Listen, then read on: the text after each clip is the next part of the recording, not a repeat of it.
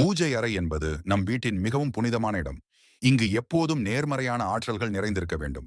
நம் இந்திய கலாச்சாரத்தில் இந்த பூஜை அறை முக்கிய பங்கு வகிக்கிறது. உதாரணமாக தினமும் மாலையில் விளக்கு ஏற்றுவது, சாமி படங்களுக்கு பூ போடுவது, கற்பூரம் ஏற்றுவது போல பல நடைமுறைகளை இன்றும் பின்பற்றி வருகிறோம்.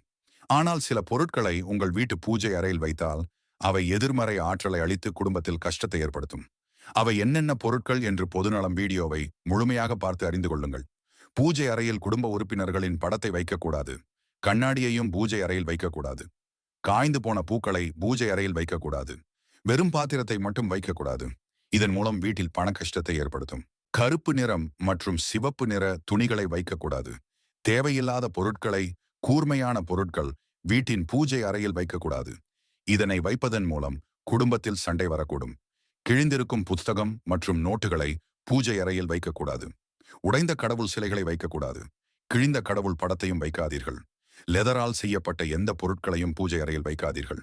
விலங்குகளின் தோலாலான பொருட்களை பூஜை அறையில் வைக்கக்கூடாது. ஏனெனில் இது ஒரு உயிரை அழித்து அதன் தோல் மூலம் தயாரிக்கப்படுகிறது. இம்மாதிரியான பொருட்களை பூஜை அறையில் வைப்பது அந்த வீட்டில் பிரச்சனைகளை அதிகரிக்கும். எனவே லெதர் பர்ஸ்கள், லெதர் பெல்ட், லெதர் பைகள் போன்றவற்றை பூஜை அறையில் வைக்காதீர்கள். பூஜை அறையில் தீப்பெட்டி வைக்கலாம். ஆனால் மெழுகுவர்த்தி, லைட்டர் போன்றவை வைக்காதீர்கள்.